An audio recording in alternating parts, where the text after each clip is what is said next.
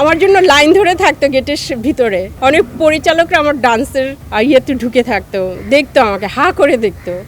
আসলে কি এটা আমরা নির্বাচন 2 বছর পর পর দিতে হয়, আমরা করি, কিন্তু শিল্পীরা আদৌ কি কিছু করতে পারবে না। হ্যাঁ, আমরা যদি মানে রাষ্ট্রের কাছে, আমরা যদি প্রধানমন্ত্রীর কাছে, যারা দায়িত্বে আছেন তাদের কাছে আমরা শিল্পীরা যাই, তখন আমাদের সমস্যার কথাগুলো বলি, তখন হয়তো তারা অনেককে দিয়েছেন, অনেককে দেন। হ্যাঁ, কিন্তু আসলে না, ছবি হতে হবে। শিল্পীরা কাজ করলে, ভালো থাকতে হলে ছবি বানাতে হবে। এখন ছবি বানাবে কি? আর ছবি তো এখন যারা বানায়, ওই শাকিব খান, কয়েকটা বাইরের মানুষ দেখি, আমরা এখন চিনিও না অনেককে, ছবিও দেখি না। ওই তো তারা এখন নিচ্ছে না। এটা তো এখন একটা জোর করে একটা শিল্পী অভিনয় করতে পারবে না, তাকে নিতে হবে, সম্মান দিতে হবে। এখন না নিলে তো জোর করে করতে পারবে না।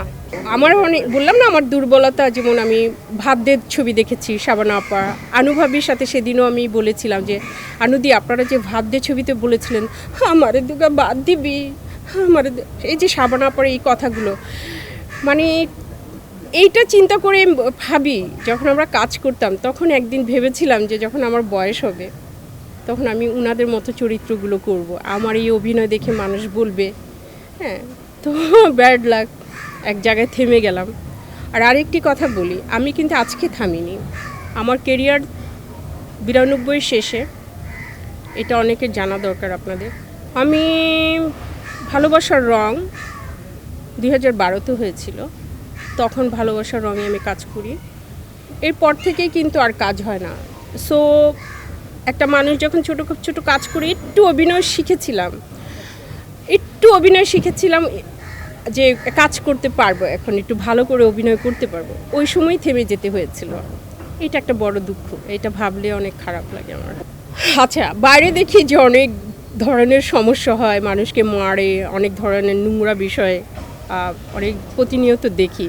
আলহামদুলিল্লাহ, এরকম একটা জায়গায় 12-13 বছর বয়সে এসেছি, এই ধরনের কোনো সিচুয়েশনে পড়িনি আলহামদুলিল্লাহ। কোনো আউটডোরে থাকলে বড় বড় সিনিয়র শাবনাজ আপু, নাইম ভাই, তারা নিয়ে যেতেন তাদের কাছে।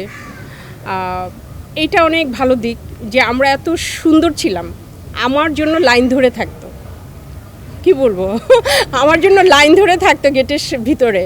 অনেক পরিচালকরা আমার ডান্সের ইয়েতে ঢুকে থাকতো, দেখতো আমাকে, হা করে দেখতো। এখনও ওই ব্যক্তিগুলো আছে, ওনার একটু বয়স হয়েছে, বলতো যে তুমি কখন আসবা, দেখবো। তা আল্লাহ রহমতে অত সুন্দর ছিলাম, তারপরে এরকম নোংরা কিছু শুনিনি। এখন বাইরে যেগুলো শুনি যে এটা হয় সেটা হয়, আলহামদুলিল্লাহ এরকম একটি জায়গায় থেকে অনেকে অনেক মন্তব্য করে, কিন্তু এরকম সিচুয়েশনে এখনও পড়িনি। আল্লাহ দরবারে শুকরিয়া। এরকম এটা হতে পারে নাচ গান। আমরা যখন পরিচালক সমিতির সামনে দিয়ে যাই, এখনও কিন্তু আমাদের ফলো করে যে আমরা হাঁটছি কীভাবে, আমরা সালাম দিচ্ছি কি না, আমাদের ক্যামেরার বাইরে আমাদের চলাফেরাটা কেমন, এখনও তারা এটা ফলো করে। আর আমরা এটা মাথায় রাখি যে কোনো জানি ভুল না হয়। আমরা ওনাদের থেকে শিখেছি, ওনারা শিখিয়েছে। ক্যামেরার সামনে আমরা অভিনয় করি, সেটা অন্য জিনিস। আচ্ছা, অনেক কথা বললাম।